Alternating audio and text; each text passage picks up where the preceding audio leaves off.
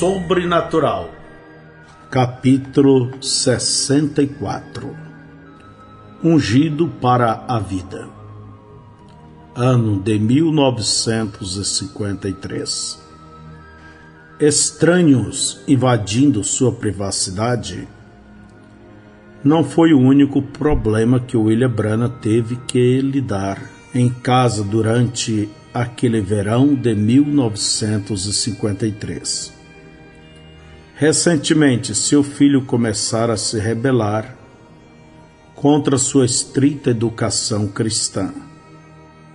Como muitos adolescentes, Billy Paul queria viver sua vida sem responsabilidades ou restrições. Infelizmente, esta atitude estava tentando levar-lhe ao caminho perigoso. Billy esperou pelo momento certo para trazer o problema à tona com seu filho. Certa noite, enquanto Billy estava orando, ele teve uma visão de seu filho em uma festa bebendo, pulando de uma janela e caindo de cabeça no chão, perdendo os sentidos. Em terror, Billy clamou: "Ó Deus, não permita-lhe morrer. Ele é o único filho que tenho." A visão encerrou com um estalo inconcluso, pondo Billy em alerta, e suor começou a descer por suas têmporas. Ele orou: "Senhor, não permita meu filho morrer desta maneira." Um dia, depois da meia-noite, Billy Paul entrou em casa pisando na ponta dos pés, com hálito de cerveja. Na manhã seguinte, Billy deixou seu filho dormir até a hora que quis. Quando Billy Paul acordou, às cerca das 10 horas, seu primeiro pensamento foi visitar um amigo. Billy estava lavando seu carro na calçada quando Billy Paul passou pela porta da frente. Billy fechou a torneira e disse: "Você chegou tarde ontem à noite, não foi, filho? Você quer me dizer onde você esteve?" "Não, senhor", respondeu Billy Paul. Ele sabia que seu pai podia saber sem perguntar. "Você está começando a ir pelo caminho errado, Paul." "Papai, eu quero ver como é lá fora." "Filho, você crê que seu papai te ama?" "Eu sei que você me ama." "Bom, porque o que eu vou te dizer, vou dizer com amor. Eu não posso mais ter você me ajudando nas reuniões, porque isso não tem um bom reflexo no meu ministério. Não somente isso, você não pode viver assim e ainda ficar aqui." "Papai, eu quero sair de casa de qualquer forma. Eu quero ver do que se trata o mundo." "Não faça isto, Paul. O pecado pode te levar mais longe do que você queira ir e te segurar por mais tempo do que você queira ficar. Se você permitir isto, o pecado tomará controle de sua vida e te acabará custando mais do que você queira pagar." "Papai, eu quero ir. Antes que você vá, me faça um favor. Erga seus braços assim." Billy estendeu seus braços bem retos a ambos lados. Billy Paul fez como seu pai pediu. Billy disse: "Agora vire-se e olhe na parede atrás de você." Sua sombra forma uma cruz. 2 estradas cruzam no centro desta cruz. Uma guia para o céu e a outra guia ao inferno. Você não pode caminhar em ambas estradas ao mesmo tempo. Hoje você está nesta encruzilhada. Eu posso te dizer o que é correto, mas você tem que fazer a sua escolha. Mas se você começar a ir pela estrada errada, em algum lugar da estrada Deus te virará, porque eu te reclamo sob o sinal. Pode ser uma estrada dura de volta, mas é sua decisão. Billy Paul escolheu a estrada errada. Vários dias mais tarde, o Dr. Pillai o arcebispo da igreja presbiteriana na Índia, passou pela casa de Bill para tentar persuadi-lo a ter uma campanha de cura na Índia. Bill e Meda estava se aprontando para levar suas filhas ao dentista em New Albany. Então Bill pediu para o arcebispo os acompanhar. Enquanto Meda levava Rebecca e Sarah à sala do dentista, Bill e o Dr. Pillai ficaram no carro, conversando sobre a proposta do arcebispo. De repente, Bill sentiu que deveria sair do carro. Ele ignorou o sentimento. Presentemente, ele ouviu uma voz sussurrar: "Saia do carro imediatamente." Agora ele sabia que o Senhor queria falar com ele a sós. Pedindo licença, Billy saiu e caminhou pela rua. Logo o anjo do Senhor disse: "Volte para casa o mais rápido que puder. Billy Paul está em problemas." Chegando em casa, Billy encontrou sua sogra na varanda da frente chorando histericamente. "Billy Paul está no hospital morrendo." Billy a acalmou o suficiente para ouvir a história. Billy Paul estava morando com ela. Ontem ele foi pescar e caiu no lago. Esta manhã ele reclamou de dor na garganta. Então a senhora Broy o persuadiu a ir ver o Dr. Adair. O doutor deu-lhe uma injeção de penicilina, não sabendo disto, até que fosse tarde demais, que Billy Paul era extremamente alérgico à penicilina. Logo depois do antibiótico ter entrado na corrente sanguínea, seu coração parou. O Dr. Adair o reviveu com uma injeção de adrenalina, mas sua reação alérgica continuou. Uma ambulância levou Paul ao hospital onde os doutores estavam até então lutando para mantê-lo vivo.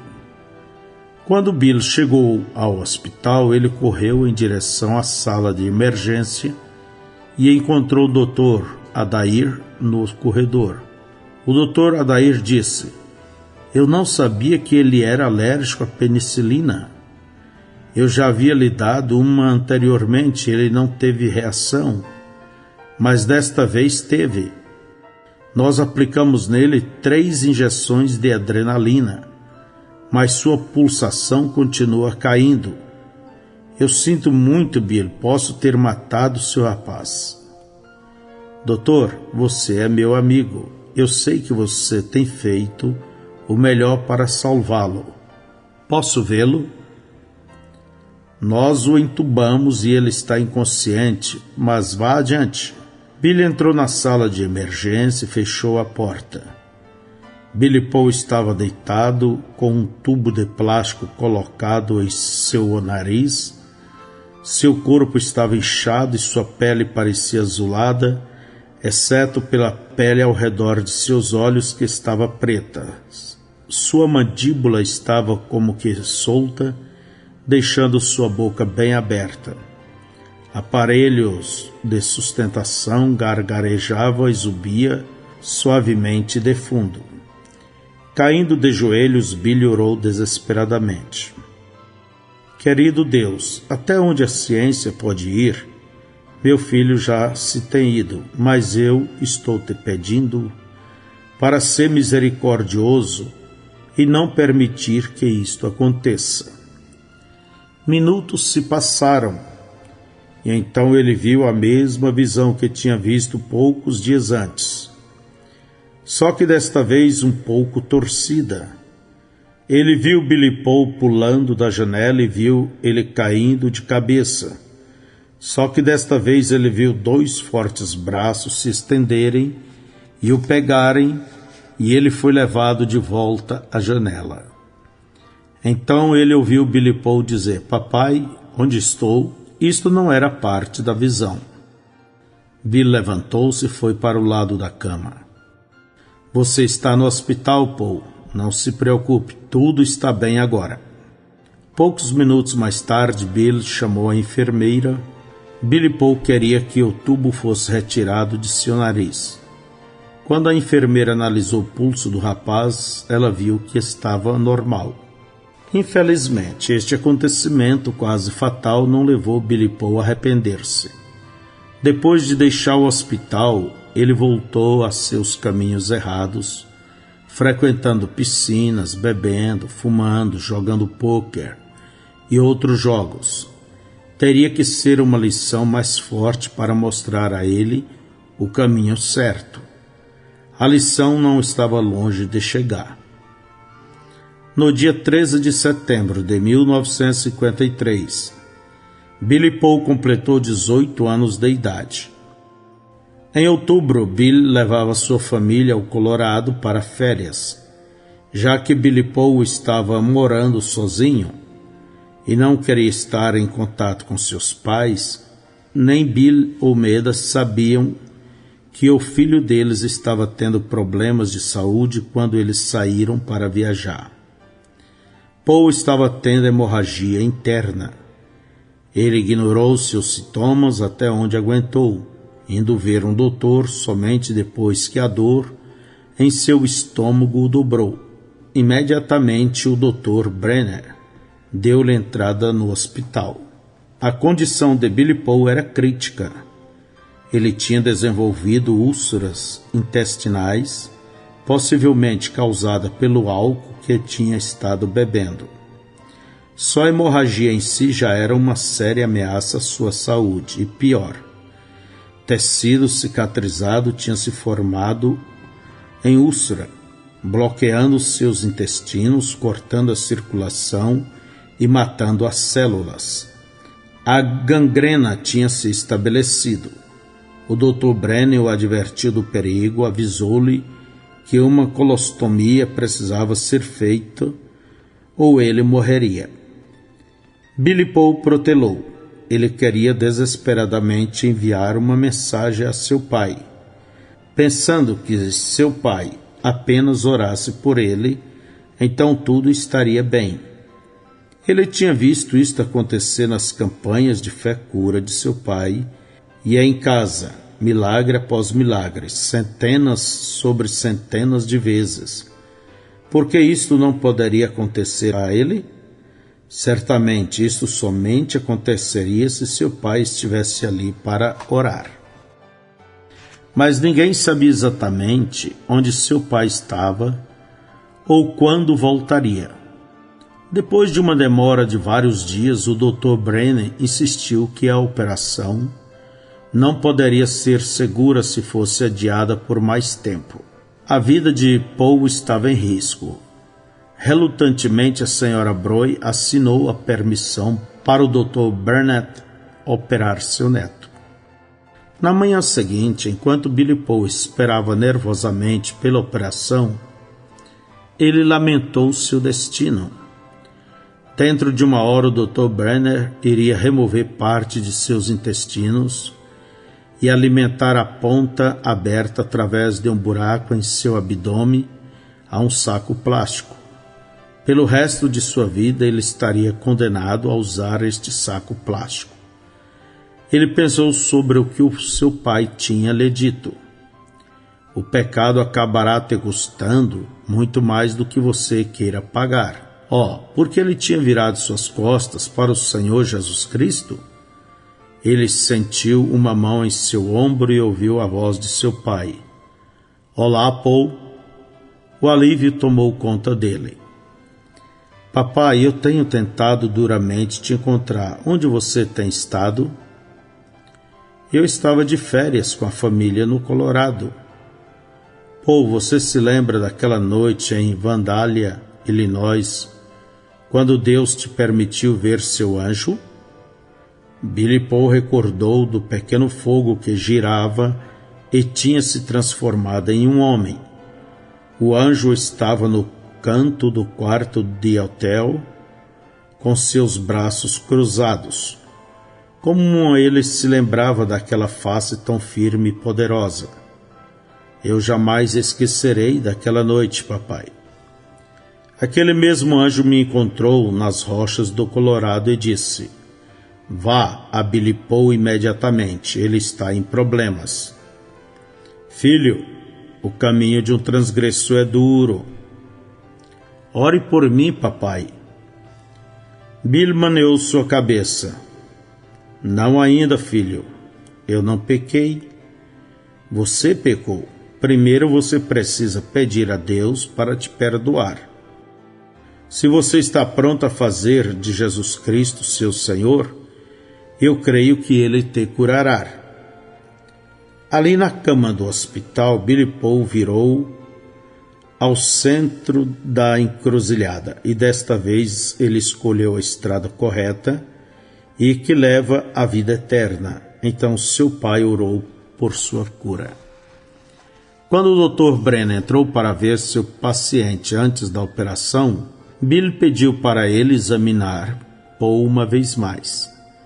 Depois de numerosos testes, o Dr. Brennan disse: Reverendo Brennan, eu não entendo isto. Seu filho parou de sangrar e eu não posso encontrar traço algum de infecção gangrenosa. É como um milagre o que aconteceu. E você não sabe a melhor parte. Bill disse: Paul tinha deixado o Senhor Jesus Cristo, mas hoje ele voltou. Este é o maior milagre de todos. Em novembro de 1953, William Branham teve uma campanha de fé-cura de 9 dias em Owensboro, Kentucky. Então, no dia 29 de novembro, ele começou uma longa campanha em Palm Beach, Flórida. Enquanto ele estava em Palm Beach, Gordon Lindsay ligou para perguntar-lhe se ele falaria na convenção da Voz da Cura em Chicago na sexta-feira à noite, dia 11 de dezembro. Bill tinha planejado estar em Palm Beach até dia 15 de dezembro, mas já que no verão anterior ele tinha prometido a Lindsay e também a Josette Matson Bose que ele falaria na convenção da Voz da Cura em Chicago, ele concordou em encurtar suas reuniões na Flórida. Assim que ele terminou de falar com Lindsay, ele ligou para Matson Bose para permitir seu amigo saber o dia em que ele estaria em Chicago, já que ele falaria somente uma noite na convenção. Matson Bose perguntou se ele pregaria no sábado à noite e domingo de manhã, na Igreja Filadélfia, em Chicago. Bill disse que ele estaria feliz em fazê-lo. Ele terminou as reuniões em West Palm Beach no dia 6 de dezembro à noite. Naquela mesma noite, ele e Billy Paul, que estava novamente ajudando-lhe nas campanhas, foram para casa. Revezando, eles dirigiram direto através da noite e o dia seguinte, chegando em casa cerca das 3 horas da manhã do outro dia.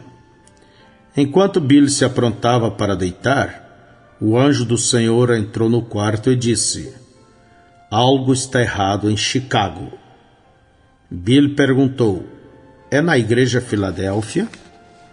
Não, disse o anjo enquanto abria uma visão.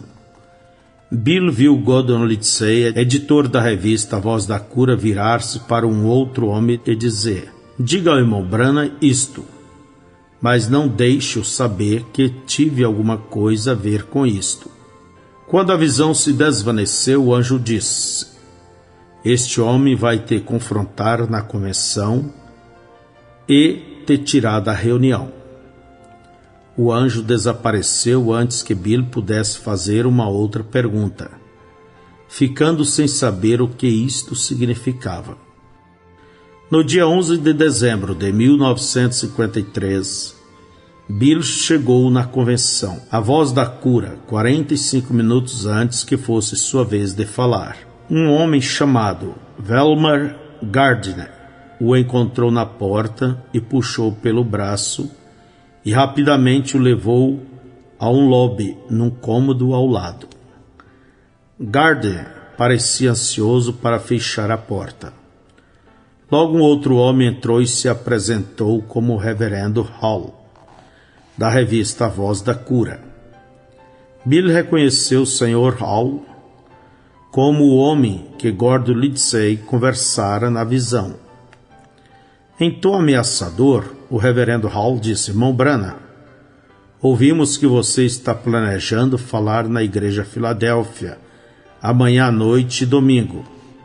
A Voz da Cura tem decidido que se você pregar para Joseph Matson Bose, então não permitiremos que você fale esta noite na convenção. O que há de errado em pregar para o irmão Bose? Bem, algumas igrejas em Chicago não gostam dele.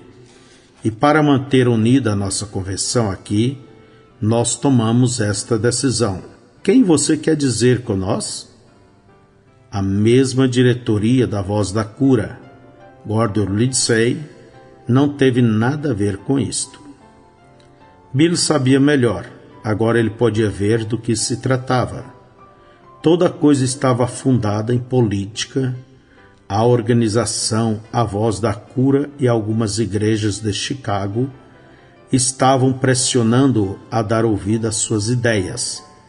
Se ele não tivesse superado aquela tempestade na África do Sul, ele poderia ter se afivelado sob esta pressão agora.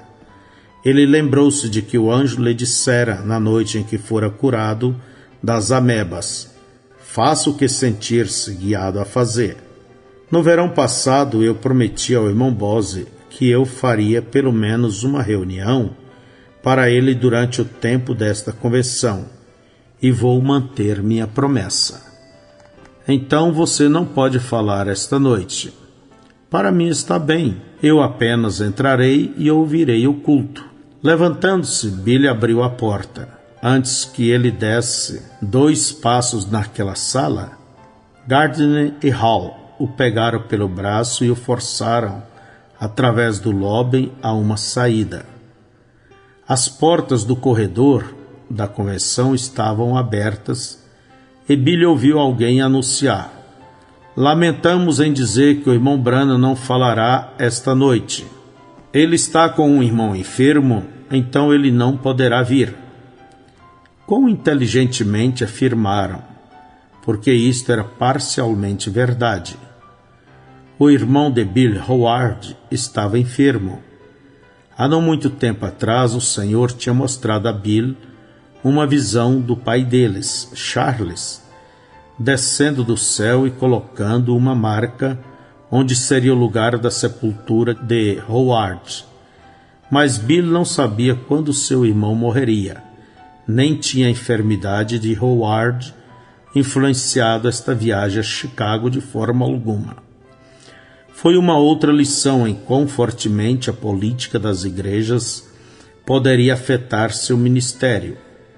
Independente de quão duro ele tentasse ficar acima disto, e ele tinha tentado, não somente era todas as suas reuniões interdenominacionais, como ele propositalmente mantinha sua pregação simples para evitar ofender a muitos diferentes ministros denominacionais que apoiavam suas campanhas. Ele sempre pregava sobre salvação e cura através da morte, sepultamento e ressurreição de Jesus Cristo, temas que a maioria dos cristãos poderia pelo menos se aproximar concordando. Sempre que ele tinha um desejo de pregar algo além disto, ele fazia isto em sua igreja local, em Jeffersonville, Indiana. Mas em um ministério internacional como o seu, já que era difícil agradar a todos, era também difícil evitar as armadilhas da política das igrejas. Sua experiência nesta convenção da Voz da Cura fez isto dolorosamente claro. Assim que William Branham chegou em casa de Chicago, ele soube que George Wright estava morrendo. Sem mesmo desfazer as malas, Billy entrou em seu carro e foi a Milton. George Wright tinha sido seu amigo desde o começo de seu ministério. Por anos, Billy tinha passado muitas horas agradáveis na fazenda dos Hurrites, andando pelas colinas arborizadas, caçando esquilos e coelhos. Eles tinham desfrutado boas refeições juntos e falado sobre muitas questões bíblicas ao redor da mesa da cozinha dos Hurrites. Ambos tinham compartilhado muitas aventuras. George tinha até mesmo acompanhado Bill na noite em que Georgia Carter fora curada de tuberculose depois de passar 9 anos acamada. Quando Bill fez a curva na familiar estrada de campo que levava à fazenda dos Wright, ele sentiu muitas saudades de tudo isto. George Wright estava tão feliz em ver Bill que tinha tentado caminhar rápido demais e começou a tossir e a cuspir sangue. Quando sua voz retornou, ele disse lentamente: "Oh, irmão Branham, tentamos te localizar em Chicago. Você não recebeu nosso telegrama?" "Não, irmão Jorge, não recebi. Qual é sua condição?" "O sangue começou a coagular na minha perna. Então se alojou nos meus joelhos. Um especialista veio de Louisville para me examinar. Ele diz que tenho mais 3 ou 4 dias de vida. Ele diz que quando este coágulo desaloja e vai para meu cérebro e me paralisa ou ao meu coração, me mata imediatamente." Caindo de atravessado na cama, Bill rogou a Deus para permitir George viver. Ele ficou na fazenda dos Wright por mais vários dias para ficar orando por seu velho amigo. No início de cada manhã, ele carregava nos ombros sua arma e marchava pela colina nevada e arborizada atrás da casa, caçando coelhos. Na terceira manhã, voltando da colina, Bill contou 10 carros estacionados no jardim. Ele sabia o que isto significava.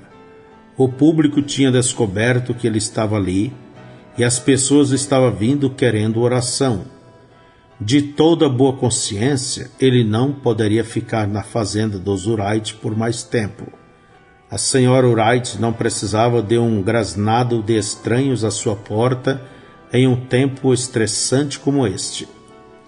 Enquanto ele arrumava as malas, Meda ligou para ele. "Bill, você precisa vir imediatamente para casa. A senhora Baker, que é uma viúva judia e que faz trabalho missionário cristão aqui na cidade, quer que você ore pela filha dela." Ele conhecia a filha da senhora Baker, cujo primeiro bebê nascera com pés torcidos e tinha sido curado depois que Bill orara por ele. Ele conhecia a senhora Baker por sua reputação, já que às vezes ela era mencionada no jornal local. Antigamente ela era uma judia professa, depois se converteu ao cristianismo, frequentando o Instituto Bíblico Moody de Chicago. Graduada com honras, mudou-se a Louisville, Kentucky, e por muitos anos tinha sido uma missionária ativa entre a população judia na área. "Eu estava apenas planejando sair daqui agora de qualquer forma", Bill disse. "Qual é o problema com a filha da senhora Baker?" "Ela recém teve um bebê e algumas complicações se desenvolveu. A senhora Baker chamou isso de septicemia. Eu penso que isto quer dizer sangue envenenado. O bebê está bem, mas a jovem mãe está em uma condição crítica. Ela está no Hospital Batista." "Eu passarei ali antes de ir para casa", Bill disse. Shelby Wright, filho de George, de 40 anos de idade, carregou a pasta de Bill quando saiu do carro, o qual estava estacionado perto de uma gigante árvore de salgueiro no jardim da frente. Shelby disse: "Irmão Branham, eu sei que você tem tentado dar esperança à mamãe, mas o que você realmente pensa acerca de papai? Ele vai morrer?" "Sim, Shelby. Eu creio que seu papai vai morrer. Ele tem 72 anos de idade. Deus somente lhe prometeu 70 anos. Eu tenho pedido a Deus para poupá-lo, mas Deus não tem me respondido uma palavra acerca disto. George é um cristão, então ele está pronto para ir.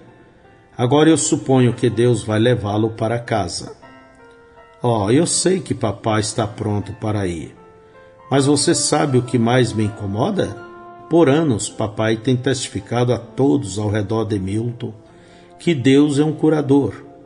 Agora algumas daquelas pessoas estão zombando dele, dizendo que se Deus é um tal curador, por que ele não apenas dissolve aquele sangue coagulado? E o homem que está rindo mais é o ministro da Igreja de Cristo. Naquela tarde, Bill passou no Hospital Batista. A senhora Barker estava de pé no corredor, do lado de fora do quarto de sua filha, alvoroçado com uma outra mulher e um sacerdote católico. Assim que Bill chegou, a outra mulher disse à senhora Barker: "Mas ela é minha nora e eu não quero que ela vá para o inferno. Eu quero que o sacerdote a unja para a sua morte." "Apenas um momento", Bill se interpôs. "Vocês deveriam deixar-me entrar primeiro. Eu sou o irmão Branham e eu vim para ungir a jovem para a vida." Isto realmente deixou a sogra nervosa. Bill sugeriu: "Por que você não permite o marido dela decidir?" O marido, um homem com seus 20, definitivamente preferiu que Bill entrasse primeiro e ungisse sua esposa para a vida. Murmurando, a sogra saiu do lado e permitiu Billy passar. A jovem mãe estava em coma, sua alma ondeava entre a vida e a morte. Billy ajoelhou-se ao lado da cama dela e passou 10 minutos pedindo a Jesus Cristo para ser misericordioso e permiti-la viver. Finalmente ele levantou-se, tirou uma lágrima de seu olho, pegou seu chapéu e casaco. Antes que pudesse sair, a coluna de fogo apareceu sobre a cama da jovem mãe. Instantaneamente a luz tornou-se em uma visão. Ele viu esta mesma mãe de pé em sua cozinha, mexendo em uma panela de sopa. Ela olhou abaixo e o menininho robusto colocou seu dedo em seu lábio e disse: "Shhh, o bebê está dormindo." Então a visão o deixou. Sorrindo com confiança, Bill saiu pela porta. Ali estava o marido, o doutor, o sacerdote e as duas avós em um grupo. Bill disse ao marido: "Eu tenho boas notícias para você, filho. Assim diz o Senhor, sua esposa ficará bem. Esta noite ela vai piorar, mas de manhã ela começará a melhorar. Dentro de 36 horas, ela estará bem o suficiente para ir para casa. Se ela não for, então eu sou um falso profeta." Enquanto a senhora Barker e seu genro regozijavam, o sacerdote olhou ironicamente para o doutor, que maneou sua cabeça e saiu. Fazendo carranca, a sogra estalou: "Filho, já não ouvimos o suficiente acerca desta tolice? É hora do sacerdote ungí-la para a morte." O jovem marido não permitiu o sacerdote entrar. Ele disse à sua sogra: "Você se lembra quando meu primeiro menino nasceu e tinha pés torcidos? Eu o levei à casa do irmão Branham para que ele orasse por ele. O irmão Branham teve uma visão e disse que dentro de 24 horas os pés do meu bebê estariam endireitados. Na manhã seguinte corremos ao seu berço e eles estavam da maneira que o irmão Branham disse que estariam. Se o irmão Branham diz, assim diz o Senhor, em 36 horas minha esposa ficará bem. Então, adeus, eu vou para casa para esperar por ela." Assim que Billy estava saindo do Hospital Batista, Charlie McDowell o encontrou nos degraus da frente e rogou-lhe para acompanhá-lo a Frankfurt, Kentucky, e orar por sua mãe. Os médicos tinham recém-operado uma mulher de 61 anos de idade que tinha câncer. Eles encontraram o corpo dela tão cheio de câncer maligno que nem mesmo se importaram em fechar suas costas. Eles apenas cobriram a incisão porque ela morreria em poucas horas de qualquer forma. Era tarde da noite quando Charlie McDowell e Bill chegaram a Frankfurt. No hospital, Bill simplesmente impôs suas mãos sobre a senhora McDowell e pediu por sua cura no nome de Jesus Cristo. Então ele saiu, chegando em casa cerca de 5 horas da manhã. Vários estranhos estavam dormindo nos degraus da porta, esperando por ele. Amavelmente ele orou por cada um e então caiu exausto na cama. Poucas horas mais tarde, o raio solar o acordou. Era 9 horas, segunda de manhã, dia 28 de dezembro de 1953. Colocando seu roupão sobre seu pijama, ele desceu pelo corredor em direção ao banheiro. Quando ele passou pela porta da sala, ele ficou surpreso em ver uma formosa jovem assentada ali. Ele disse: "Bom dia, senhora. O que você está fazendo aqui?" Ela não falou com ele. Ao invés disto, ela virou sua cabeça e falou com alguém na cozinha. Billy olhou para ver quem era. Foi quando ele percebeu que era uma visão, porque a cozinha que ele viu não era sua cozinha. A senhora McDowell estava ali, inclinando-se sobre o armário da cozinha, conversando no telefone.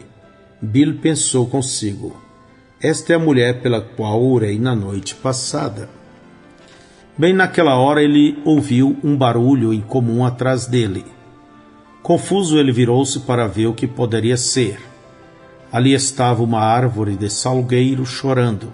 Torrões de terra amarelados estavam caindo do céu, fazendo um ploc, plop, enquanto enchia um buraco grande e retangular na base da árvore. Havia algo acerca daqueles galhos da árvore de salgueiro que parecia familiar. Sim, era a árvore de salgueiro onde ele estivera na casa de George Wright. Ele ouviu o anjo do Senhor dizer algo acerca de covas, mas ele não captou o que era. Então ele pediu a Deus para repetir a visão. De repente ele estava de pé atrás do púlpito de sua igreja em Jeffersonville. George Wright entrou pela porta principal, foi pelo corredor e apertou a mão de Bill. O anjo disse: "Assim diz o Senhor, George Wright cavará as covas daqueles que estão rindo dele." Então Bill entendeu que o George estaria bem. Depois do café da manhã, ele ligou para Charlie McDowell para contar que sua mãe estaria saindo do hospital. Então ele ligou para os Wrights. Shelby atendeu o telefone. "Irmão Branham, papai está quase paralisado esta manhã." "Não importa, ele ficará bem. Vai e diga a seu pai que eu tenho assim diz o Senhor para ele. Ele cavará as covas das pessoas que estão rindo dele." "Irmão Branham, você sabia que meu pai às vezes trabalha no cemitério como coveiro?" "Não, Shelby, eu não sabia disto." Mas agora que ele sabia, a visão fazia mais sentido. Detalhe por detalhe, as visões se tornaram realidade. A senhora McDowell sentiu-se melhor imediatamente. O doutor a examinou novamente, ficou chocado quando não pôde encontrar câncer algum. De fato, seu caso dispensou todo o trabalho do pessoal do hospital. Uma semana depois que recebera a oração, ela foi para casa e continuou suas tarefas normais. Todo dia ela ficava um longo tempo no telefone conversando com sua filha, exatamente como Bill a tinha visto fazer na visão. 2 dias depois que Bill disse a George Wright: "Assim diz o Senhor", o sangue coagulado em seus joelhos se dissolveram sem causar dano algum. Depois disto, ele rapidamente recuperou sua saúde. Num domingo de manhã, ele abriu a porta do tabernáculo Branham, foi pelo corredor até a frente e apertou a mão de Bill, exatamente como Bill o tinha visto fazer na visão. Concernente àqueles que tinham zombado dele durante sua enfermidade, porque ele tinha testificado que Jesus Cristo é um curador, Dentro de 1 ano, ele viu 5 deles serem sepultados, incluindo o ministro da Igreja de Cristo. George Wright viveu bem até seus 90. Já a jovem mãe, que estava morrendo de septicemia, na manhã seguinte o teste de sangue revelou que não havia mais nada de toxinas. Na manhã seguinte ela pegou seu recém-nascido do hospital e o levou para casa. A senhora Baker cantou de alegria. Em sua obra missionária, ela zelosamente testificava como Jesus Cristo tinha curado sua filha. Logo, a organização cristã que a patrocinava retirou seu apoio financeiro. Um oficial da organização explicou: "Nós não temos nada contra William Branham e nem queremos nosso programa amaranhado na controvérsia ao redor de cura divina." Quando Billy ouviu isto, ele disse: "Então, eles estão fora do programa de Deus.